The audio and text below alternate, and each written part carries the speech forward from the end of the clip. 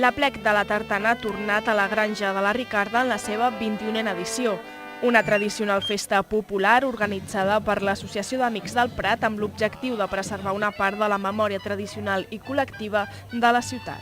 Com a comunitat fem possible aquest tipus d'actes i de trobades que enforteixen la nostra identitat col·lectiva i també fan més forta la cohesió i la convivència. Per nosaltres com a ciutat això és qualitativament molt important.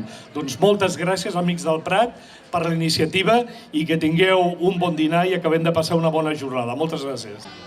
La jornada ha estat tot un èxit de participació. Centenars de persones s'han pres part en aquesta trobada que és una reivindicació del patrimoni agrícola de la ciutat i en la qual el públic ha pogut veure una ballada de sardanes, així com actuacions dels grups de cultura popular.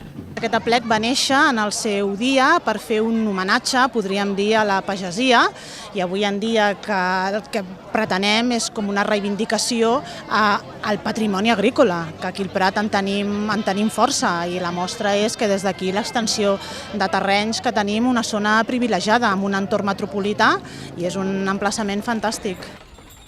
L'acte ha començat amb la tradicional cercavila de carros i tartanes pels carrers de la ciutat amb final a la Ricarda. En aquest aplec també ha tingut lloc la tercera plantada popular i s'han desenvolupat diversos tallers com el dels Castellers del Prat, entre d'altres.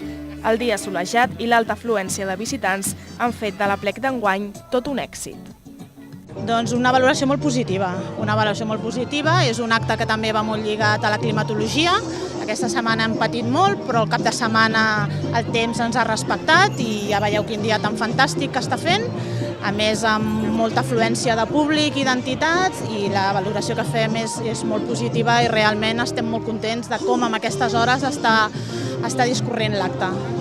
Com és tradicional, l'aplec de la Tartana ha finalitzat amb un dinar de germanor.